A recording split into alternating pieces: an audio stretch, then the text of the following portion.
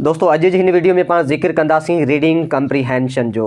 तव्हां ॾिठो हूंदो असांजे पाकिस्तान जी या असांजे सिंध जी गवर्नमेंट जी का बि टेस्ट हुजे, पोइ चाहे उहा NTS जी हुजे, SPSC जी हुजे, CSC जी हुजे, या असांजे ॿारनि जी जेका स्कॉलरशिप्स जेके ॾींदा आहिनि उहा स्कॉलरशिप किथे जी बि हुजे, उन में अंग्रेज़ी जो जेको पेपर हुजे थो न, उन में रीडिंग कंप्रीहेंशन त लाज़मी हूंदो आहे। असांजा ॿार या असांजा दोस्त जॾहिं उहे गवर्नमेंट जी टेस्ट या कंहिं स्कॉलरशिप जी टेस्ट ॾियण जे लाइ वञी रहिया हूंदा आहिनि, तॾहिं उहे काफ़ी बुक्स पढ़ंदा आहिनि। उहे सिनोनियम, एंटोनियम, अपोजिट, प्रेपोजिशन वग़ैरह काफ़ी घणो सारो मवादु यादि करे वेंदा आहिनि। पर जॾहिं टेस्ट में वेंदा आहिनि त हुते हिकिड़ो टैक्स ॾिनल हूंदो आहे, उते हिकिड़ो रीडिंग कंप्रीहेंशन ॾिनल हूंदो आहे।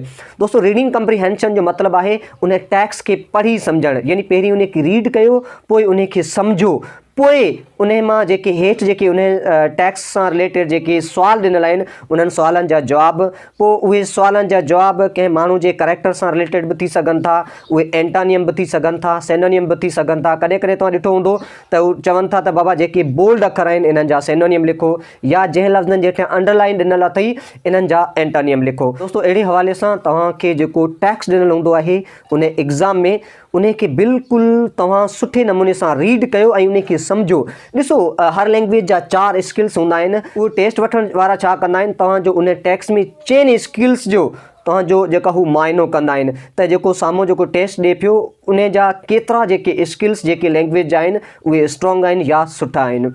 त दोस्तों होपफुली तव्हांखे मुंहिंजी हीअ वीडियो पसंदि आई हूंदी। अहिड़ी हवाले सां तव्हांजे साम्हूं हिकिड़ो रीडिंग कंप्रीहेंशन ॾिनल आहे, बिल्कुलु सादो आहे।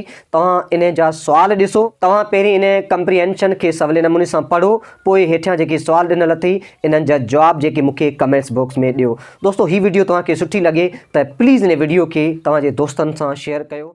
ऐं दोस्तों इंग्लिश ग्रामर जे हर टॉपिक सां रिलेटेड खोड़ सारा वीडियोज़ मां तव्हां सभिनी दोस्तनि जे लाइ ठाहिया आहिनि ऐं मूंखे उमेदु आहे त उहे सभु तव्हांजे लाइ फ़ाइदेमंद रहंदा। त उन्हनि वीडियोज़ खे ॾिसण जे लाइ तव्हां असांजे यूट्यूब चैनल खे विज़िट कयो, as well as the voice of education and motivation जो जेको प्लेटफॉर्म जेको फेसबुक पेज अथई इन खे बि लाइक कयो ऐं पंहिंजे दोस्तनि सां शेयर कयो।